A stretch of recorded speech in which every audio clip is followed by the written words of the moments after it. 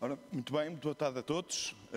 Sou Manuel Carvalho. Antes de mais dizer que é um prazer estar aqui convosco e, portanto, ter que agradecer o convite que me foi dirigido para ter esta responsabilidade de dinamizar este debate, que seguramente há de ser esclarecedor e motivador de muitas reflexões sobre, enfim, aquilo que é a nossa universidade e aquilo que seguramente ainda pode ser no futuro próximo.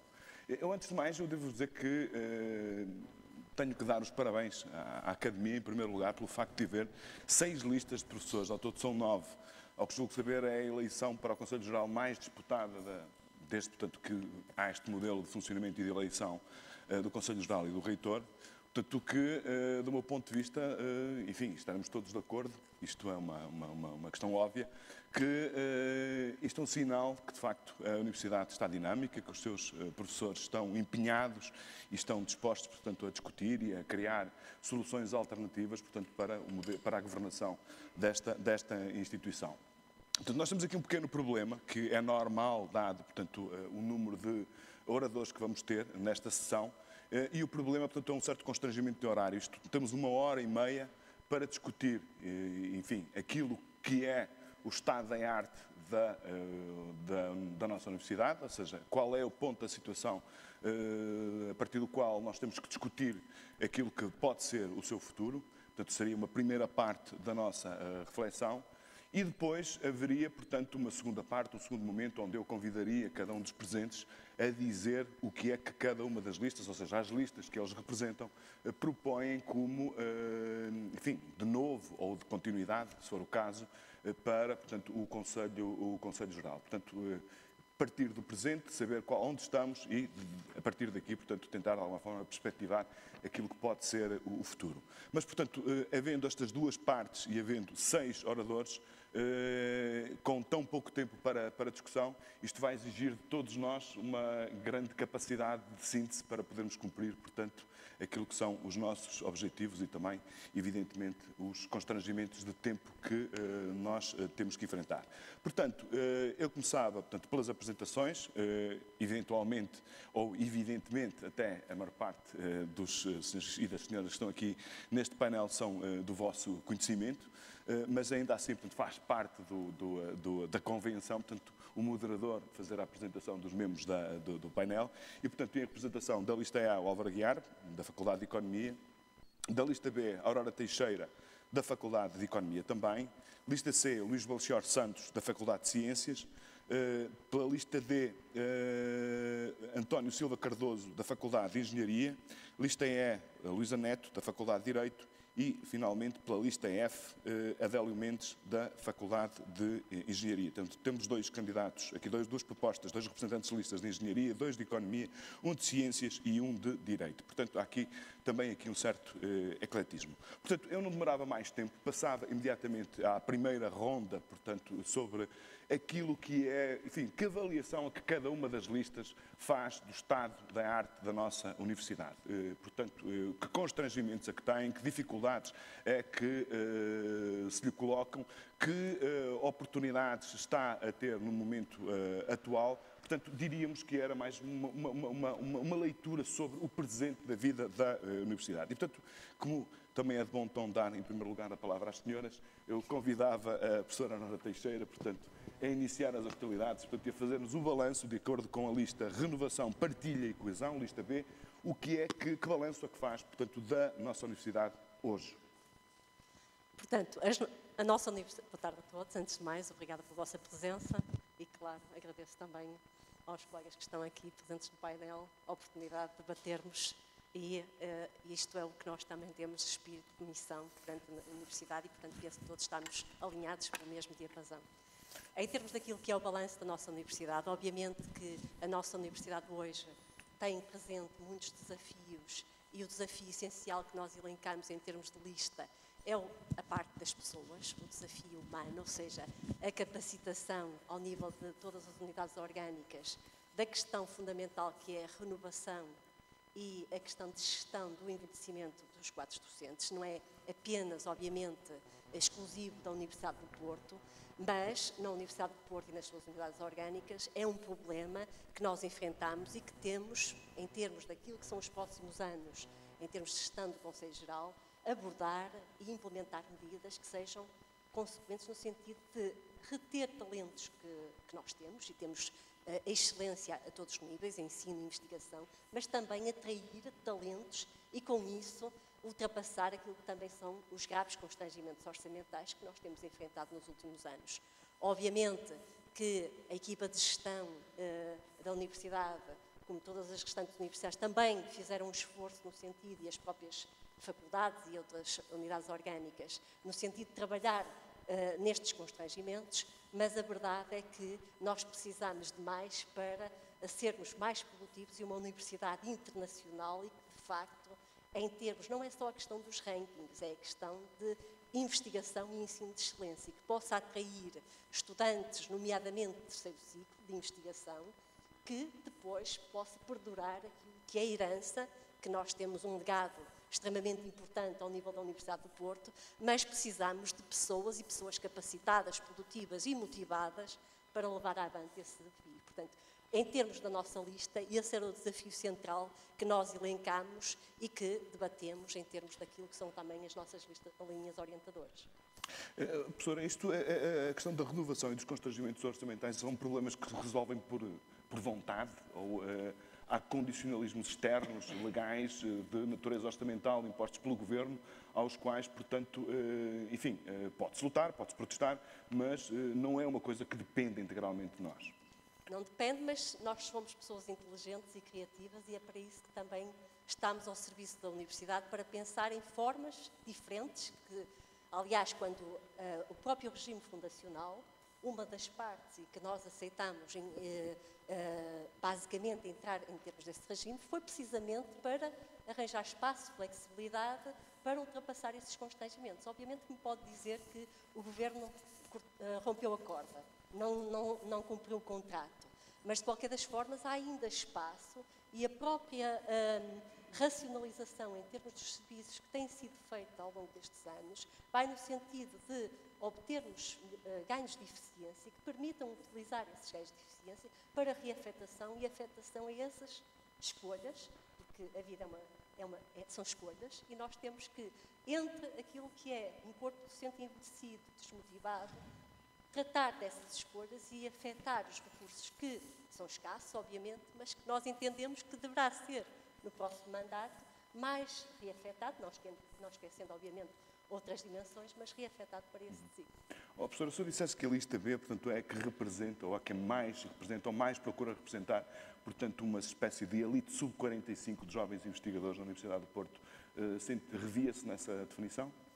Não, eu penso que a lista B, tal como todas as outras listas, é uma lista diversa e, portanto, tem, obviamente, e eu penso que não é só, segundo a lista B, os sub-45, ou pelo menos uma faixa etária relativamente mais jovem, se bem que estamos todos muito entradotes, basicamente. Mas a ideia é, a nossa lista, tal como as outras listas, quer-se debater por uma universidade mais internacional, capacitada, onde as pessoas gostem de trabalhar, queiram trabalhar e estejam motivadas para isso.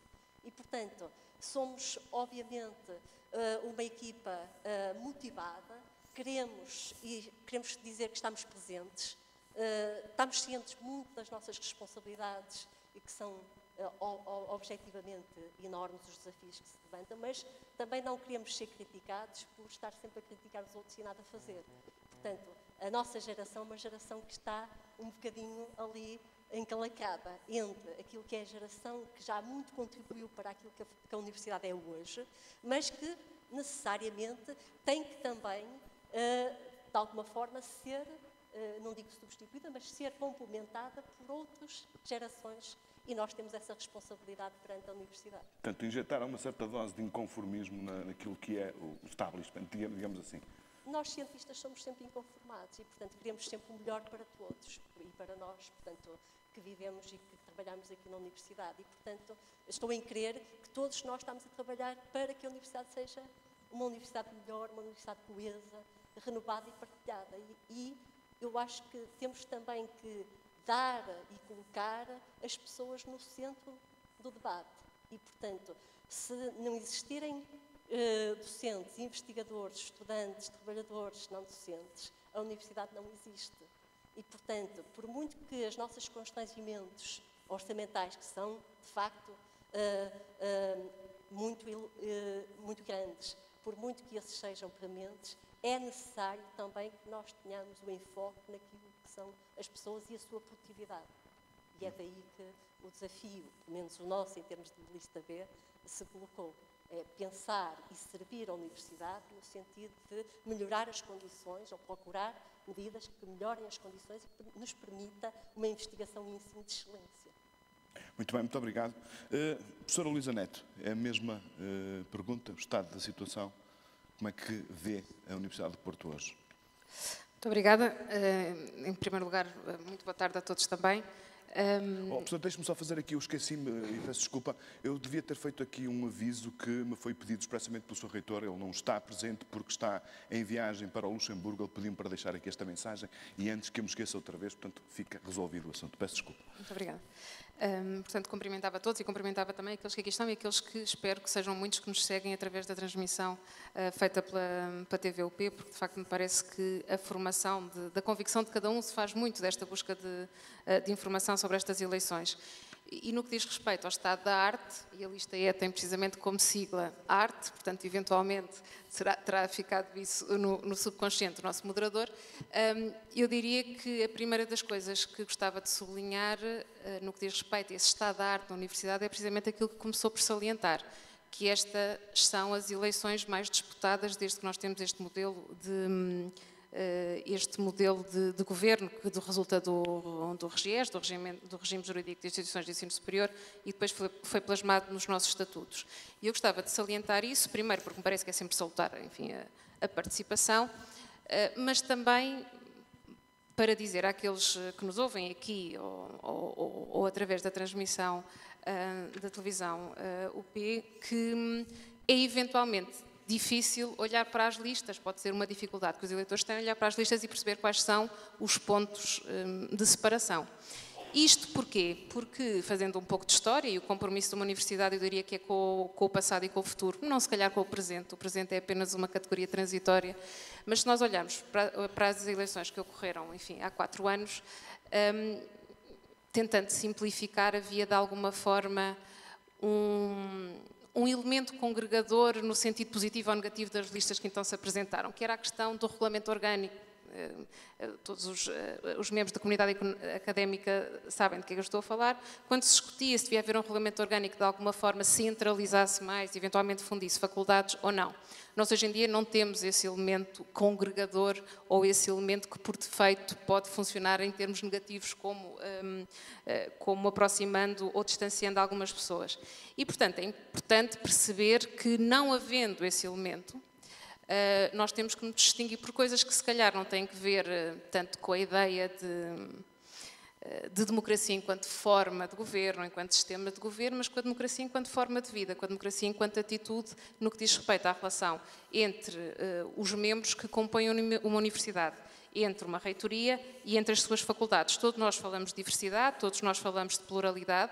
Eu lembro que uma universidade, no seu sentido etimológico, é precisamente aquela que é composta da diversidade, e uma integração institucional que elimina essa diversidade, elimina a própria essência da universidade, dos saberes complexos que compõem uma universidade, e no fundo aquilo que me parece é que nós temos que adequar essa procura incessante por essa ideia de democracia, descentralização, autonomia, renovação e transparência, que são no fundo os três eixos, os 3 pilares da lista E, percebendo que temos que ser fiéis àquilo que é a missão da Universidade do Porto, tal como está plasmada nos estatutos. E eu diria que essa missão da universidade, que necessariamente passa pelo repensar o ensino e a investigação, mas sem uma cisão entre as duas vertentes, passa também por uma valorização económica e social do conhecimento e do papel que uma universidade pública tem que ter no contexto local e no contexto nacional, e passa também por não ver essa missão em termos segmentados. Passa por uma valorização da terceira missão da universidade, sempre nesse contexto de facto de autonomia, ou seja, de descentralização, de renovação não só de pessoas, eu concordo com aquilo que aqui se disse em relação à necessidade de renovação, de rejuvenescimento do quadro docente, mas rejuvenescimento também de formas de estar, formas de articulação, como eu dizia, entre aquilo que é o poder central e aquilo que são as faculdades. Essas faculdades fazem de facto parte da universidade. E as mudanças que se querem e que são permitidas nos termos, quer do regime jurídico das instituições de ensino superior, quer nos termos dos estatutos, importa que não sejam mudanças bruscas, que não sejam mudanças disruptivas, que sejam mudanças incrementais, que sejam percebidas e acompanhadas por parte da comunidade académica. Mas isso, enfim, depreendo pelo tom da sua intervenção que não é exatamente isso que tem acontecido. Julgo que não é isso que tem acontecido. Nós temos que perceber que, eu dizia há pouco, se calhar o nosso compromisso de facto é com o futuro. Nós temos hoje em dia uma heterogeneidade enorme de procura no que diz respeito a uma universidade, e se existe também uma resposta completamente diversificada, tanto no que diz respeito a contextos de massificação da procura da universidade, no contexto do que diz respeito ao lugar da investigação na universidade, mas também, e falava-se disso há pouco, quanto à própria compreensão que nós temos do modelo de governo das universidades. E há aqui que separar, se calhar, 3 planos. Nós temos que perceber que há coisas que resultam da lei e que não vamos mudar, ou então que vamos mudar, mas se conseguirmos uma influência a um outro nível. Há coisas que resultam do regime jurídico das instituições de ensino superior e que nós não somos obrigados a acatar, ou que temos margem de manobra suficiente em termos normativos e em termos de estatutos para poder acomodar de uma forma diferente. E depois há aquilo que resulta de uma opção feita nos estatutos e que pode ser alterada por um Conselho Geral. Esta própria mudança de atitude, do modo como tem funcionado o Conselho Geral, parece-me que é também importante, sempre nessa perspectiva de aproximação, no fundo, em termos de princípio de subsidiariedade, ao nível mais próximo das pessoas, uma vez mais, e aí, obviamente, julgo eu que todos concordamos com esta valorização das pessoas que são património de uma universidade. E nós aqui estamos só a falar do contexto das pessoas no que diz respeito à comunidade docente, mas convém dizer que o Conselho Geral tem de facto uma participação, que se pode questionar noutros termos, mas tem uma participação também da comunidade discente e dos funcionários, e são estes 3 corpos que são absolutamente essenciais à vida da universidade. E, portanto, também para dizer, estamos aqui enquanto listas de representantes dos docentes, mas sem esquecer que o património de uma universidade é, de facto, esse património conjunto desses vários corpos. Portanto, depreendo que, enfim, a sua leitura, não sendo profundamente negativa, está longe de ser otimista, digamos assim. Acha que... Não, otimista acho que sim. É uma leitura realista, mas acho que é vendo as coisas com realismo que se consegue também propor algum tipo de alteração. Ou de modificação. A alteração normalmente implica ruptura, não gosto dessa expressão.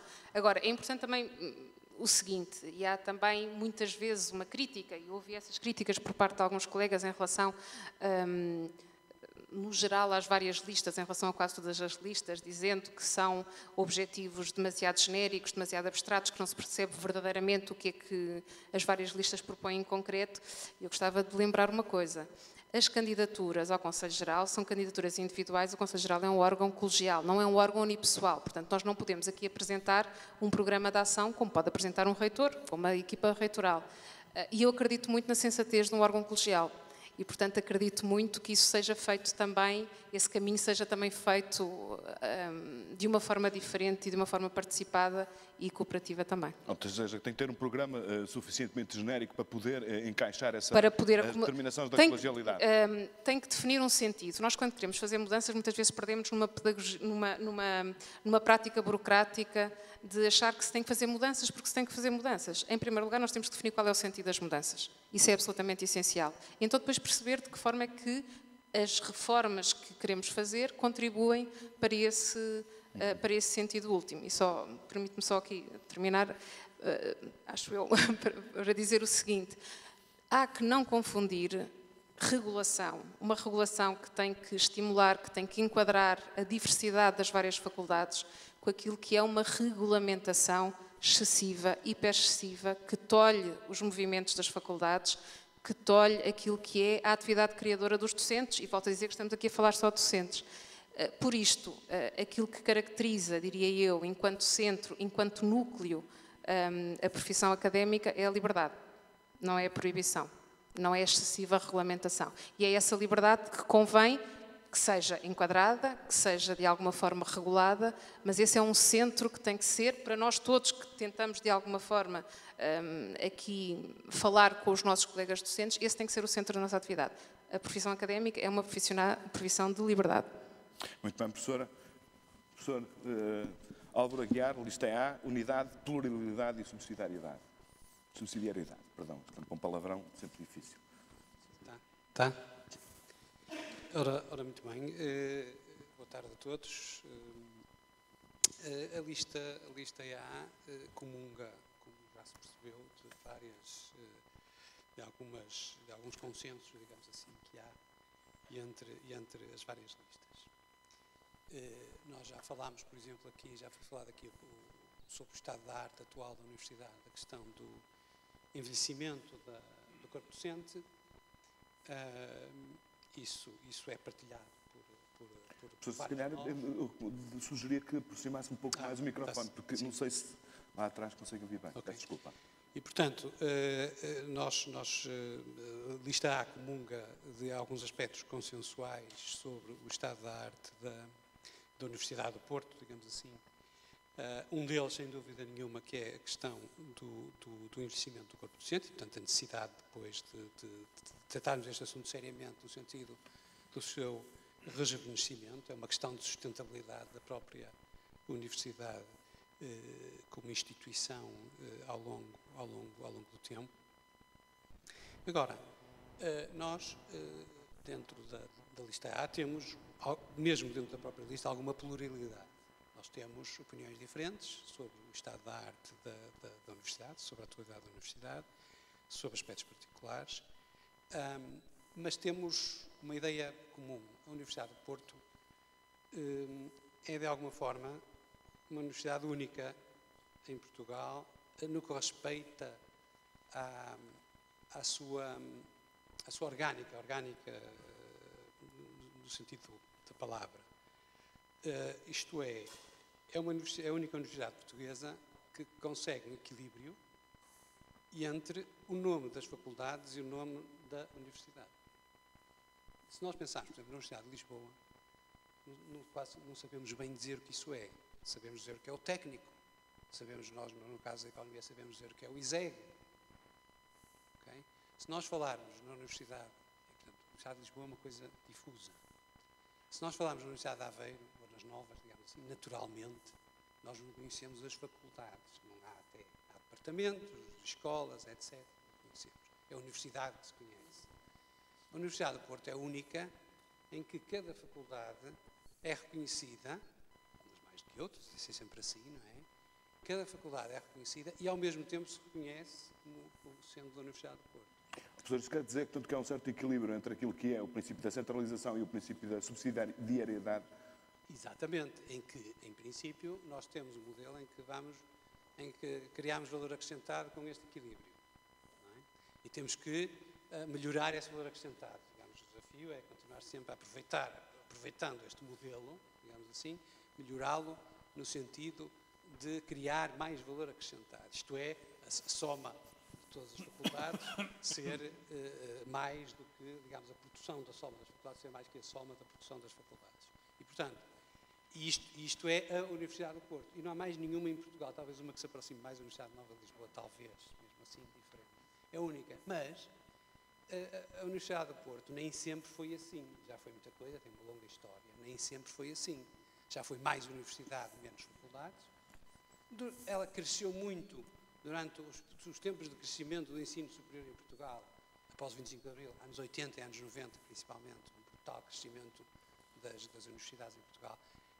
A Universidade do Porto cresceu muito pelas faculdades, de tal maneira que chega ao fim dos anos 80 e perguntas às pessoas, e as pessoas são da faculdade, não são da universidade, mesmo que no Porto. E depois há um movimento, e que nós vemos como bastante positivo, muito virtuoso, e que é de continuar, de aproveitar, que há um movimento, digamos, a seguir aos anos 90, e portanto neste século já, nesta primeira década, aqui na Universidade do Porto essa década não foi perdida, de facto, de reunificação, digamos assim, da universidade. E acho que isso conseguiu-se fazer com altos e baixos e com avanços e recuos, de uma forma que não pôs em causa as virtudes de termos um modelo baseado em faculdades, e termos, por exemplo, a investigação científica baseada em faculdades, e até criámos uma coisa nova, que foram os institutos, que vêm acrescentar, digamos assim, a esta arquitetura, esta arquitetura, neste momento os estatutos, a própria fundação, etc., vão exatamente no sentido de tentar estabilizar, digamos assim, este modelo. Portanto, que nós achamos que é virtuoso. Agora, é um modelo que está em plena dinâmica, sempre, naturalmente. Como dentro de cada faculdade estamos em plena dinâmica, o modelo também da universidade está em plena dinâmica. Não duvidemos que é impossível gerir e manter um modelo destes, isto é, em que há uma universidade de facto e não uma soma de faculdades.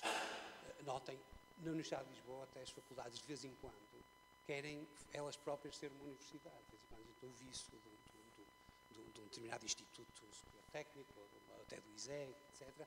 Há sempre algumas pulsões no sentido de criarem uma universidade dos próprios. O ISCTE criou ele próprio um instituto. Aqui na Universidade do Porto, isso é raro existir. E, no entanto, até temos instituições, digamos, com condições, digamos assim, parecidas com outras, não é? Que até podiam ter essa tentação, pulsação, etc. Não.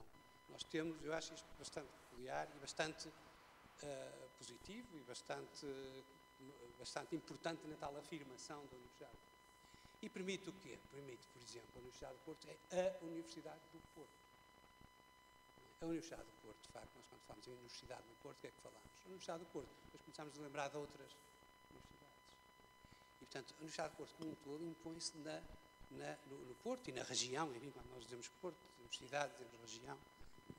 E tem a ver precisamente com esta coesão. Nós não conseguíamos isso com a FEP, por exemplo. Tem um nome próprio, a FEP tem um nome próprio importante. Não é? Mas hoje em dia ninguém na FEP acha que não precisamos, que não precisamos do nome da Universidade do Porto. Não é? Os nossos vizinhos da FEUP igual. Okay? E, portanto, isto é único. Isto é uma característica importante do estado da arte atual da Universidade. Okay? Portanto, isso é uma avaliação muito positiva. Nesse aspecto, sem dúvida nenhuma. Mas isto é uma questão de algumas décadas, digamos assim, vermos isto com algumas décadas. Mas é importante mantermos, porque nós hoje tomamos isto como um dado adquirido. Okay? Não é bem assim. Portanto, a governação de uma instituição grande como esta trata precisamente de manter estes equilíbrios, de os renovar, de os melhorar, etc, etc. E a governação é uma das grandes... Este tipo de reflexão e de governação é uma das grandes missões, precisamente, do Conselho Geral. O Conselho Geral não é executivo, embora faça muita coisa para ajudar o executivo. O Conselho Geral não é o órgão executivo da universidade. É um órgão, já agora, um órgão que ajuda o órgão executivo. Uma vez determinado o órgão executivo, o Conselho Geral tem que colaborar com o órgão executivo. Mas são precisamente estas questões em que nós refletimos, digamos, sobre o estado da arte nas últimas décadas, por assim dizer, que eu dou bastante importância porque são coisas que vão determinar a sustentabilidade da própria universidade ou pelo menos deste modelo que temos atualmente na Universidade do Porto, e que eu acho que nós depois podemos discutir mais centralização, menos centralização. Alguma centralização é necessária. É impossível gerir, é impossível fazer a gestão. Há organizações económicas muito maiores na Universidade do Porto, e que têm descentralização e centralização. Tem que haver um grau de gestão centralizada, um certo grau de gestão centralizada. E depois há a gestão com base no princípio da subsidiariedade. Muito bem. Aquilo que é melhor decidido e melhor feito ao nível das faculdades é feito. E acho que a Universidade do Porto, nesse aspecto, é um exemplo. Tem que ser melhorado, claro que tem. Por exemplo, nós, neste momento, temos um certo problema de alguma burocratização, talvez, dos serviços partilhados, ou pelo menos alguma tendência no sentido da burocratização dos serviços partilhados. Isto tem que se resolver, não é acabando com os serviços partilhados, ou acabando com essa centralização. É preciso resolver melhorando o funcionamento dos serviços partilhados com as faculdades. Não é? Mas isso é uma questão executiva. Okay? E, portanto, vejo de alguma forma positiva neste sentido as décadas. E mais, para terminar, a questão do envelhecimento é um problema forte, muito, muito grave para o futuro da universidade. É uma questão de sustentabilidade. É uma questão que não se resolve de um momento para o outro injetando hormonas na universidade. Isto é uma questão que tem que se ir formando os coortes das idades da universidade, vai-se formando lentamente. A gente sabe, vais fazer umas contas, tem numa folha Excel. Portanto, demora tempo a nós a recuperarmos a juventude do corpo docente de investigação, etc., da universidade, o corpo efetivo, demora tempo a fazer. Portanto, é preciso tratar disso urgentemente. Quanto mais tempo demora, mais urgente é preciso. Mas não é verdade que o corpo docente esteja desmotivado por causa disso. Acho que não. Porque senão a universidade não tinha os resultados que tem. Muito bem. As pessoas estarão, mas em geral não. Acho que é um problema de sustentabilidade. É a prazo. Muito obrigado, professor. Eu passava aqui para a lista D, se fiz o favor. Professora António Silva Cardoso, a lista D, uma grande universidade para o futuro. Então, muito Tem boa mais uma tarde. reflexão, por favor. Boa tarde. Cumprimentar os colegas do debate e também os colegas que estão a assistir. E desejar-lhes boa sorte a todos, não só para o debate como para a eleição. E também apelar ao voto, enfim, que todos votem, seja quem for. Isso era importante que a participação fosse grande. Eu, digamos, acabei de ouvir o colega Álvaro Guiar e estou de acordo com muitas das coisas que ele disse no que respeita à evolução da Universidade. Chama a atenção que a questão da unidade da Universidade do Porto, do ponto de vista histórico, sempre existiu. Ou seja, o meu pai tinha 100 anos se fosse vivo. Ele frequentou a Faculdade de Engenharia e, nessa altura, os engenheiros não eram engenheiros FILP, eram engenheiros UP. Portanto, depois, com o crescimento da universidade, perdeu-se um pouco isso. E, portanto, depois teve aquela trajetória que agora acabaste de dizer, que tem sido positiva e que, no fundo, caracteriza a universidade. Ou seja, nunca os movimentos, embora tenha sido falado, talvez em seguida ao 25 de Abril, a possibilidade de criar duas universidades, nunca isso, de facto, avançou e, portanto, sempre se manteve essa unidade, sendo que a universidade cresceu muito na altura em número de escolas. Eu permitia-me, na perspectiva, digamos, de caracterizar a universidade, digamos, o passado da universidade, diria que foi possível, entre todos, construirmos uma universidade, uma grande universidade, como nós dizemos, enfim, claro que a palavra pode ser sempre discutível, mas que suporta no seguinte, suporta-se em que os resultados da universidade têm sido, do ponto de vista internacional, muito significativos, tanto mais se nós fizermos uma coisa que pode ser um bocadinho economês, que é relacionarmos a nossa produção com o nosso financiamento. E se fizermos isso, de facto, os resultados até ainda são melhores, não é? Porque conseguimos ter uma produção, numa referição à parte científica, refiro-me também às componentes seletivas e transferência de conhecimentos, a custo relativamente baixo. Portanto, julgo que a Universidade, digamos, teve um trajetório positivo, digamos, nos últimos anos, enfim, e também foi possível, num aspecto que me parece importante, construir alguns projetos comuns, que de facto são comuns da Universidade. Eu refiro, assim, rapidamente três. A Porto Business School, que é uma construção coletiva da Universidade, com a participação não de todas, mas de algumas escolas, o I3S, a UPTEC e agora enfim, o projeto, enfim, julgo eu também bastante integrador, que é o dos museus da Universidade. Portanto, embora com alguns elementos dispersivos, e eu não sou daqueles que fiquei muito feliz com o que se passou, enfim, conhecido publicamente, com o que se passou na alteração do regime jurídico e do regime orgânico, porque era favorável, eu julgo que isso tem que estar sempre na mesa, a possibilidade de as faculdades poderem ter uma maior integração. Eu vejo que isso tenha que ser um tabu, digamos, numa evolução para o futuro. Portanto, acho que isso deveria, digamos, não deve ser, digamos, considerado um tabu. Julgo que se confunde um bocadinho a liberdade com esta questão, digamos, a questão de coordenar as faculdades não tem nada a ver com a liberdade, na minha opinião, são coisas completamente distintas. Obviamente a liberdade académica é uma coisa a manter e julgo que é indiscutível e não nos divide. Depois, os problemas atuais são, no fundo, problemas que eu diria que são sempre. O financiamento talvez tenha piorou significativamente. Eu tenho aqui um número. O financiamento, por causa da crise do ensino superior, não, do ensino, baixou qualquer coisa como 25% nos últimos 5 anos. Portanto, naturalmente, refletiu-se na universidade. Portanto, esse é um problema, enfim, que nos ultrapassa um pouco. Talvez seja possível, como disse a colega Aurora Teixeira, que nós consigamos encontrar internamente alguns meios que nos possibilitem amenizar um pouco esta questão, enfim, utilizando meios que nós próprios... Mas isso aconteceu, professor? Acha que a Universidade do seu todo, enfim, no caso concreto da sua escola, será eventualmente um dos melhores exemplos na capacidade de captar recursos externos? Isso aconteceu e aconteceu Tem vindo a acontecer o financiamento, a capacidade de gerar dinheiro de financiamento próprio tem vindo a aumentar, não é? Digamos, de uma forma paulatina, porque também é verdade que no caso da engenharia, enfim, digamos, também a crise no que respeita à transferência de tecnologias na parte dos parceiros também sofre, não é? Portanto, o que significa que o movimento tem que ser muito mais para o sentido internacional, não é? Tentar procurar. E esse é um aspecto em que a universidade, julgo eu, mas estamos a falar um bocadinho mais do futuro, que é, nós internacionalizamos muito no que respeita à captação de estudantes, mas não somos ainda bem uma universidade internacional, não é? Que é uma coisa diferente, não é? Quer dizer, por exemplo, a internacionalização dos currícula, digamos, a capacidade de termos como visão global da universidade, não propriamente o país, mas o próprio mundo, enfim, especialmente a Europa, julgo que isso é uma transformação que ainda não conseguimos, embora, julgo eu, também todos nós estamos de acordo que esse tem que ser o caminho, não é? Portanto, quanto às questões das pessoas, enfim, julgo que aí há um consenso grande, não é? Quer dizer, que é o envelhecimento. Como disse o Álvaro, também não é verdade, é verdade que as pessoas continuam, têm um nível de motivação razoável, porque, enfim, senão também não teria sido possível encontrarmos o sucesso que foi possível encontrar.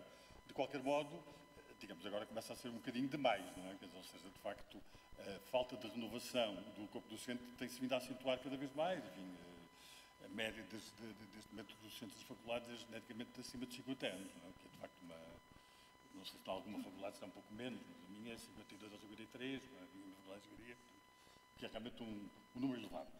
Como é que, digamos, as tendências atuais internacionais mostram que há uma figura que vai aparecer cada vez mais, que é dos pós-docs, que fala-se que, digamos, em breve haverá cerca de 1 milhão de pós-docs no mundo inteiro, e que tem, de facto, uma missão importante, porque renova as universidades a preço barato, não é? Quer dizer, porque, de facto, têm funções de produção científica, de forma significativa, e também poderão colaborar, eventualmente, na parte letiva, embora isso possa ser discutível. Portanto,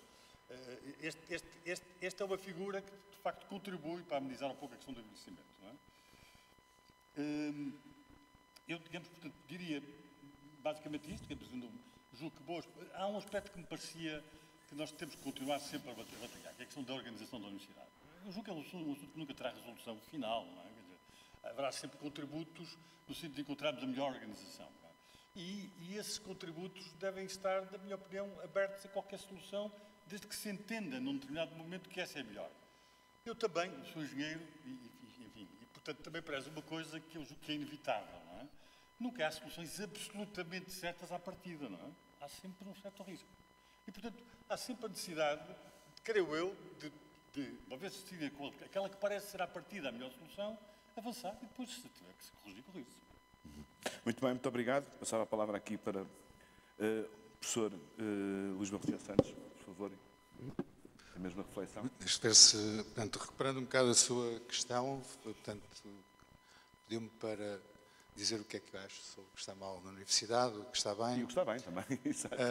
Eu começo por cumprimentar os meus colegas e as pessoas que tiveram a coragem de se candidatar a estas eleições. Isto, de facto, é uma mostra de algum descontentamento dentro da universidade, por um lado, e por outro, também uma mostra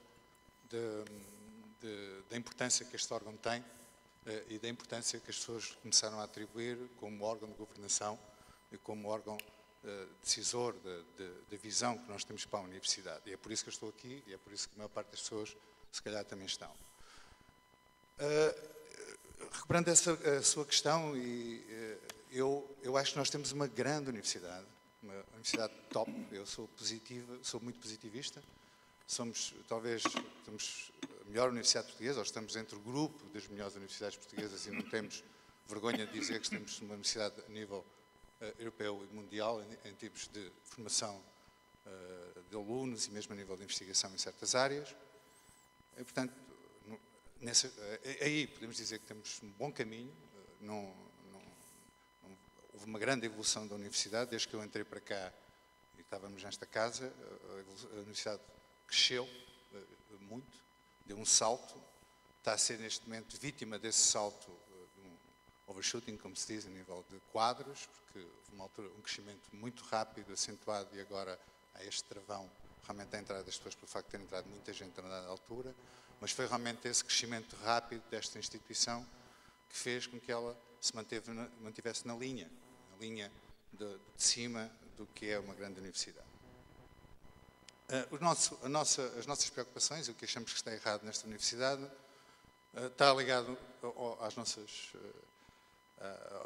temas e à nossa luta desde sempre neste Conselho Geral. Nós fomos, desde o primeiro momento, uma lista que concorreu ao Conselho Geral, com um grupo de pessoas que se manteve coesa desde essa altura, e nessa altura havia uma visão muito centralizadora da universidade.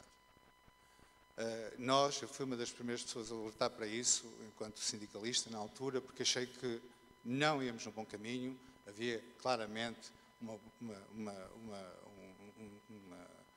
linha que as pessoas achavam natural de centralizar a universidade. Centralizar na reitoria, formar escolas, destruir o que há de bom nesta universidade. O que há de bom nesta universidade é a sua diversidade. Disse isso desde o início, volto a dizer, a nossa universidade é uma universidade mais diversa do ensino em Portugal.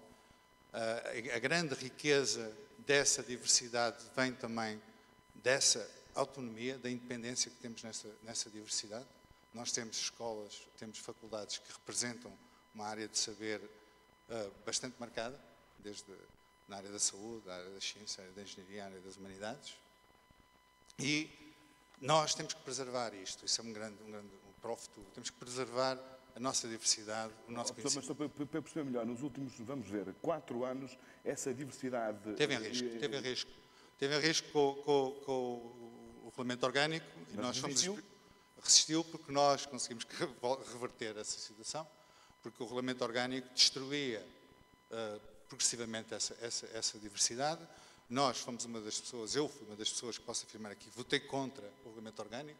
A Academia uniu-se nesta sala, até posso dizer, eu estava aqui presente, contra o regulamento orgânico. Foi feito na altura, no peso que havia, foi aprovado esse regulamento orgânico, quase à tangente, mas foi aprovado de uma forma colegial, admito, mas chegou ao Conselho Geral de uma forma quase como um dado adquirido, que aquela era a solução para a universidade. Era a melhor solução para a universidade, era criar escolas para tudo, criar centralismo e aumentar a dependência de um órgão central que seria realmente comandado pela reitoria, por a equipa reitoral na altura, e isso passou. Depois, no mandato passado, realmente conseguiu-se quase de imediato anular o regulamento orgânico. Fiquei muito feliz com isso, e acho que a maior parte das pessoas ficaram felizes com isso. Essa foi uma das grandes lutas, foi por nossa iniciativa que isso aconteceu, e só por isso nós tivemos força para voltar a concorrer, para manter a diversidade, manter a regulação, contribuir para uma visão nova da universidade. E eu quero dizer que, embora as lutas que se tenham tido nos mandatos anteriormente, parece que, bem, isto agora já não vai, vamos continuar. Então toda a gente tem ideias de diversidade nas listas, mas pelos discursos que eu vi aqui, vimos já que isso não é bem assim, não é? Portanto, há pessoas que realmente pensam de maneira diversa da nossa.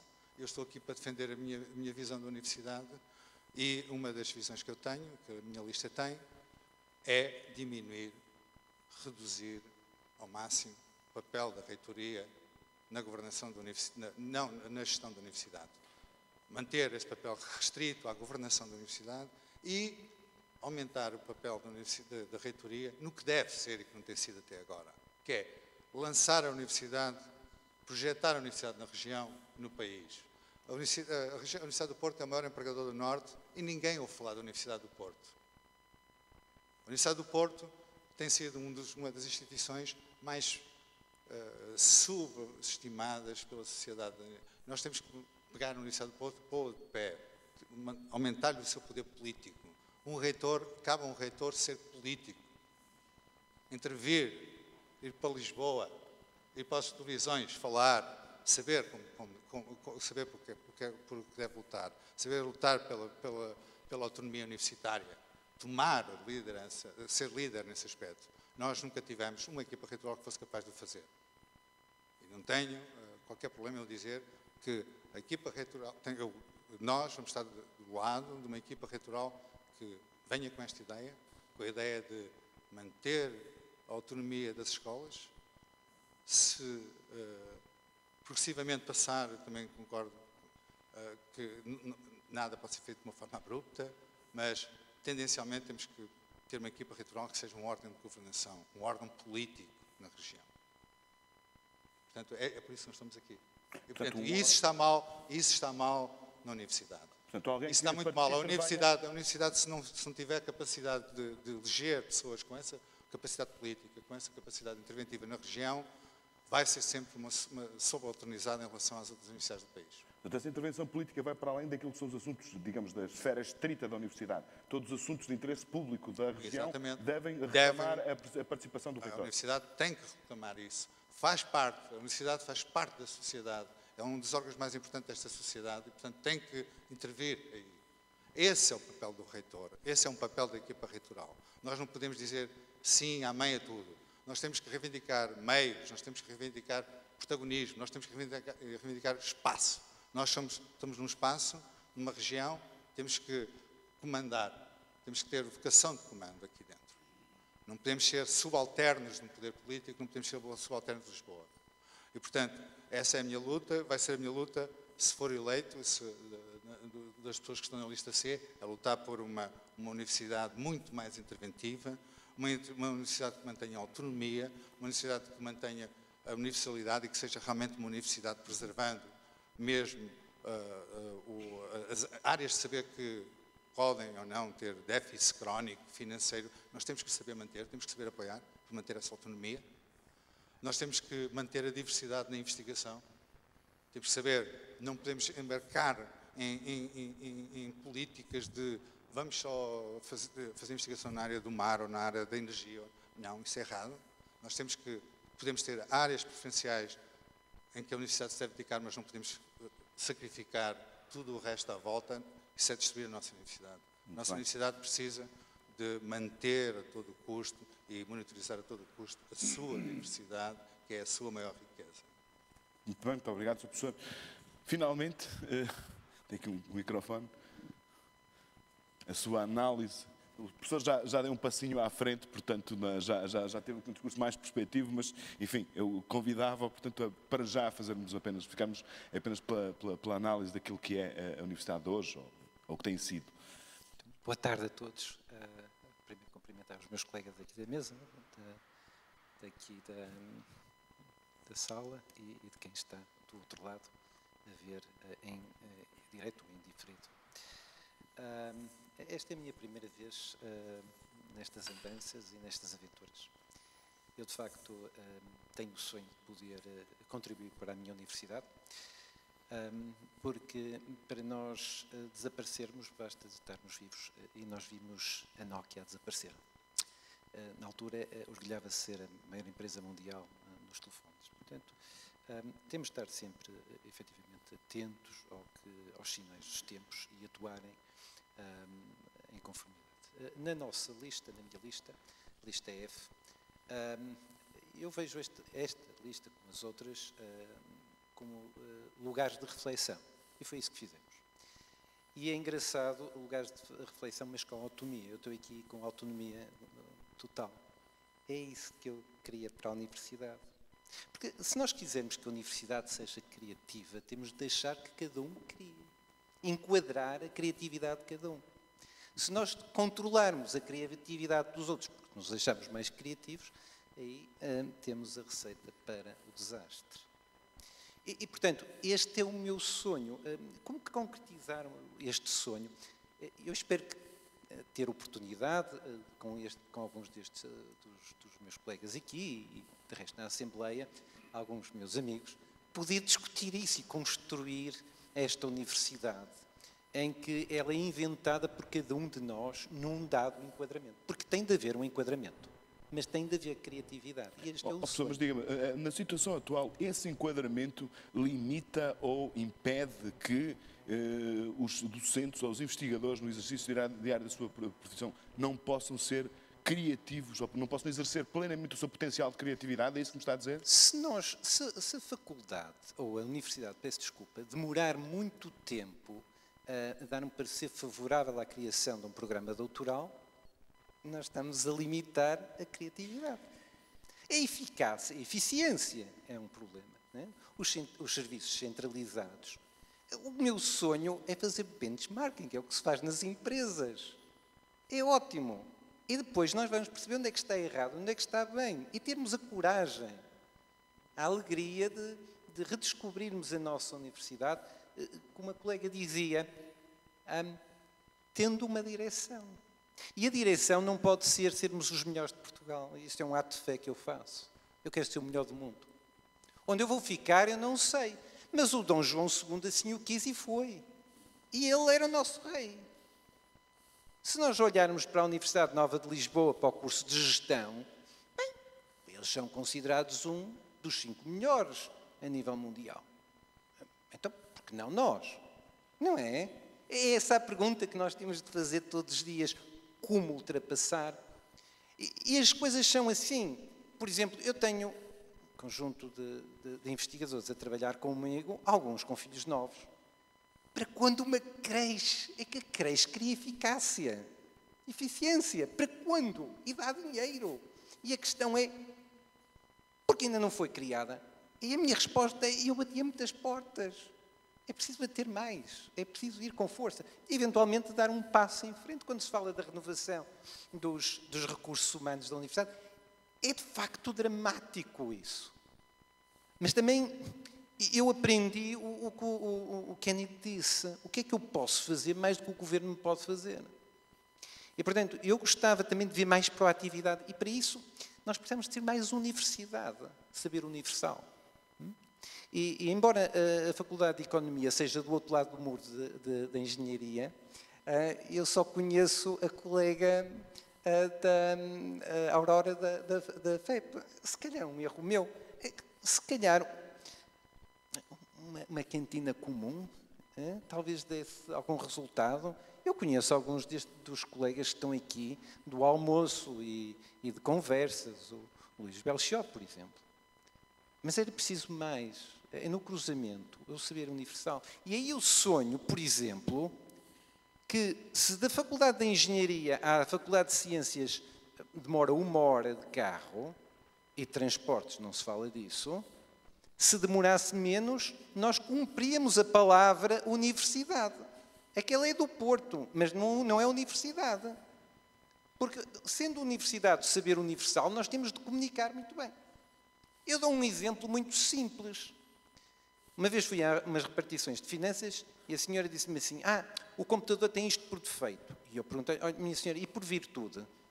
Isto é uma palavra informática. Eu assim, para traduzir default.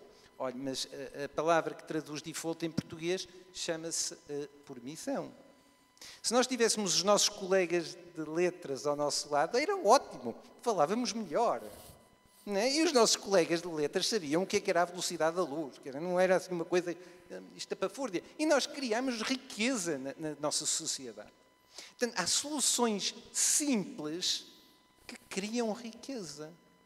E se eu puder contribuir para isso, eu vou ficar muito contente. E esta lista, a lista, porque me proponho que é a lista F, efetivamente proporcionou-me um centro de reflexão sobre estes assuntos que eu gostava depois de estender a uma população mais abrangente. Eu queria mesmo que a minha universidade tivesse a ambição do Dom João II ou da Nova de Lisboa. Tem 5.000 alunos. Não é uma escola pequenina. É essa a minha ambição. Eu quero chegar lá. Onde eu vou chegar eu não sei, mas é essa a minha ambição. E lejo, uma das coisas que eu gosto de dizer é quais são os valores que estão por trás de uma conduta que eu me quero, que eu pauto na universidade. Em primeiro lugar, é a ética. Sem ética não há nada. A dedicação, mas dedicação não é trabalho sem inteligência. Tem de ser uma dedicação que tenha resultados, que traga resultados. A coragem para ultrapassar algumas dificuldades. Bem, e olharmos um bocado mais para a história, faltam-nos os colegas da história para percebermos que Portugal foi líder mundial pela tecnologia. Não era por causa dos aventureiros, como se conta, enfim, muitas vezes. Não, nós tínhamos a tecnologia da guerra, dos alimentos, a conservação dos alimentos, dos barcos, a tecnologia das florestas, porque precisávamos da madeira, das velas, dos astrolábios. Portugal mandou os espiões, o Dom João II mandou o espião, o Pedro da Covilhã, a ir até a Alexandria para descobrir que o nosso astrolábio era só 10 vezes melhor que a concorrência. Só isso, mais nada. E depois mandou ir até à Índia para saber onde é que o Vasco da Gama ia ter e quais eram os ventos predominantes. Ele fê-lo com trabalho, com coragem e com inteligência. E isto é a Universidade do Porto. E este é o sonho. E se eu puder trazer algum deste contributo para esta Assembleia, eu vou ficar muito contente. A pessoa pode-se prender das suas palavras que isto depende mais, portanto, essas ambições e a concretização dessas ambições dependem mais, portanto, daquilo que é o contributo individual, até que, eventualmente, do contexto de enquadramento que tem a ver, portanto, com o modelo de governação, com a reitoria. Tem de haver alguém a tocar a batuta, mas tem de ouvir os outros, cada um. Porque nós temos esta grande vantagem, é da criatividade. Muito bem. E não sou eu o dono do saber. Sou dono de um bocadinho do saber. Eu tenho de estar com os meus Com os outros. E é por isso que eu estou muito contente de ter muitas listas aqui. Muito bem. Muito obrigado. Portanto, vamos para a segunda parte desta nossa reunião, deste nosso encontro. Os temas, enfim, lendo transversalmente os vossos programas e colhendo aquilo que são as ideias essenciais que foram deixando aqui nestas vossas primeiras intervenções, os grandes temas que estão em cima da mesa, diria eu, são centralização versus autonomia, ou seja, unidade versus subsidiariedade, renovação versus envelhecimento, a questão sempre presente do financiamento, a questão da relação da universidade com a comunidade, com o país, com a cidade, com a região, com a economia, com os seus principais atores. E, enfim, uma vez que o Conselho Geral tem entre uma das suas principais incumbências a eleição de um reitor, eu não resisto a deixar-vos aqui a pergunta, que é de saber se estas listas, como representantes destas listas, se vão propor um novo reitor, se têm um nome na manga, se estão bem com a equipa reitoral do momento. Portanto, o que é que, na eventualidade de serem eleitos para o Conselho Geral, o que é que vão fazer com esse poder delegado que vos é conferido, portanto, pela equipa, pela Academia? Portanto, que reitor é que tem em mente? Eu suponho que há uma lista que diz explicitamente que não tem... a lista D não está identificada com um hipotético candidato a reitor. Portanto, acho que é a única que o diz expressamente, pelo menos naquilo que me foi permitido ler. Agora, em relação aos outros, e mesmo em relação à lista D, o professor António Silva Cardoso dirá. Vamos lá ver, então, portanto, pegando nestes temas, nestes eixos principais, o que é que, em relação ao futuro, propõem fazer. Eu não sei se dava a volta, seguindo a ordem de há bocado, ou se fazia uma fórmula diferente.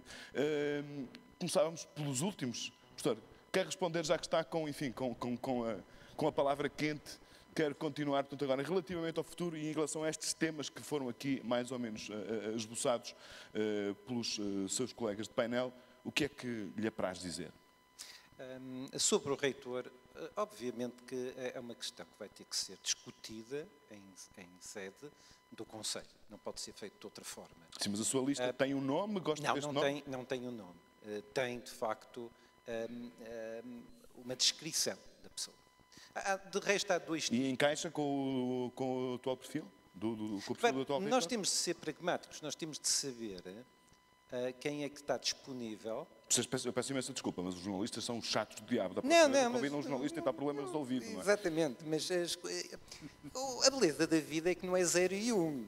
Isso é para os computadores, mas agora os computadores... Para os jornalistas, não é? Agora já há uns computadores novos que já não é 0 e 1, já têm, de facto, posições intermédias. Não, mas a questão é esta, é preciso avaliar na situação. Mas isto tem de ser avaliado em conselho, em sede de conselho. Como eu disse, ninguém é o dono da verdade. Mas o conselho tem mais verdade que cada um de nós. Portanto, eu acho que isso deve ser um entendimento, deve surgir dentro do conselho. Não vejo de outra forma. É que não vejo de outra forma. Portanto, e depois é preciso ver... completamente aberto. Como? Partem para isto com o espírito completamente aberto. Tem uma ideia aberto. daquilo que será um filme? Mas... Exato. E relativamente à centralização, se me pergunta, é muito simples. Ela é mais efetiva do que a descentralização? É que se não for, não interessa. Portanto, e não é, enfim, pela sua intervenção de há bocado, não é? Não, claro. Em muitos aspectos não é, de facto. Noutros será. O nome vale. E como é que se resolve o problema do envelhecimento? Como? O envelhecimento da Duas estratégias, na minha opinião, em cima da mesa. Uma, de facto, a obter mais poder político e reivindicar isso junto de quem pode decidir. E a outra é muito simples, é o que os nossos concorrentes fizeram, é ir à procura de financiamentos privados de outra forma. E rapidamente. Por exemplo, ter melhores serviços que facilitem a aprovação de um programa doutoral para ter, por exemplo, estudantes vindos da África. Por exemplo. Aí resolve parte. E nós dizemos, mas isso é uma gota d'água. Não é uma gota d'água. As cátedras pagas pelas empresas. Há uma série de soluções. E eu espero, se for eleito, trazer a este Conselho algum desse conhecimento, porque o tenho, para depois partilhá-lo e, eventualmente, implementá-lo de alguma forma. Professor, está-me a dizer que, de alguma forma, um dos fatores de sucesso, enfim, uma das questões pela qual a Universidade do Porto, e nomeadamente a sua faculdade, gosta de projetar a sua imagem na comunidade, no exterior, é apresentando os seus resultados de captação de financiamento no exterior. Portanto, está-me a dizer que, enfim, essa realidade está um bocadinho dourada, digamos assim, em relação àquilo que é a realidade concreta. Eu não sei os números exatamente, mas o orçamento do Estado creio que está a financiar 52% dos custos da FEUP. Não sei se aqui o colega... Menos? Menos. Ok. Portanto, isso não é bom? Como? Não é bom? É uma pergunta de um leigo. É muito bom. Eu não quero depender de um chefe. Isso é a coisa mais maravilhosa que existe.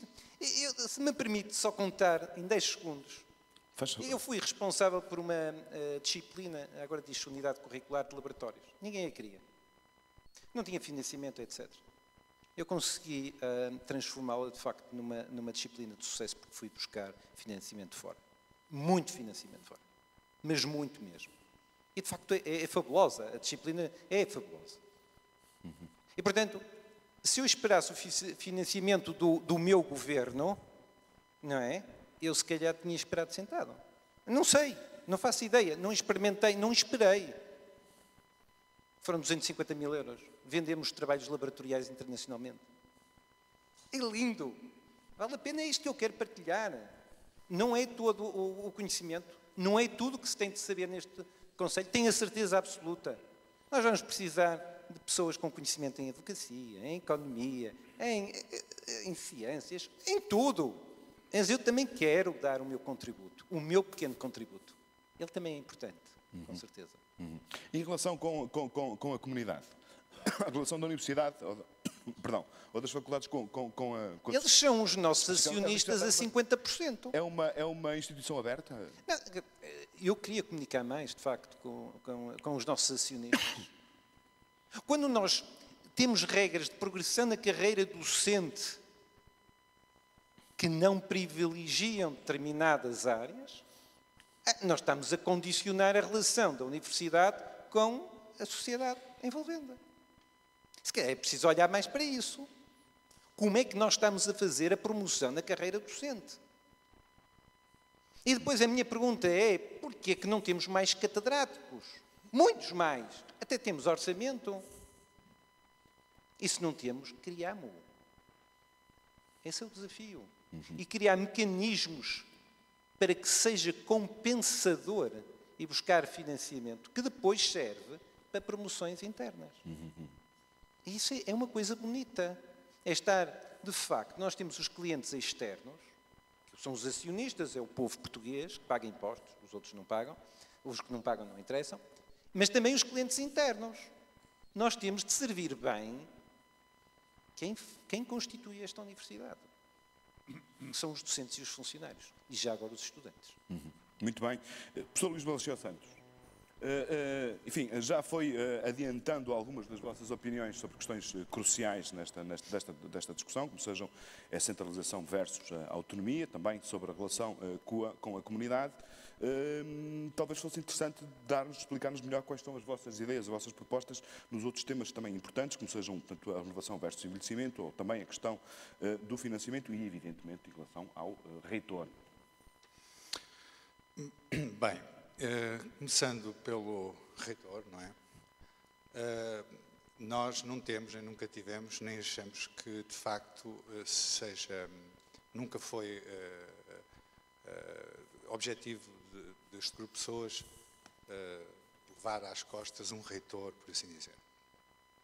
Até porque eu acho que nenhuma lista o deve fazer, isto é a minha opinião pessoal. Porquê? Porque nunca a maneira como o Sr. Reitor nos aparece, ou candidatos a reitor, é de iniciativa pessoal, portanto as pessoas candidatam-se, e candidatam-se com uma visão, com um programa, e cabe, de facto, ao Conselho Geral, que funciona como um Conselho de Administração de uma empresa, elegê-lo ou escolhê-lo de acordo com as orientações que as pessoas acreditam e, portanto, de acordo com se encaixa melhor ou pior com a sua visão da própria universidade. Vai ser sempre essa a nossa filosofia.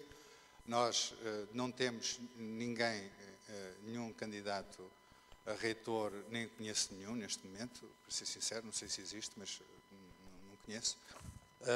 Mas se existir, teremos que avaliar as candidaturas.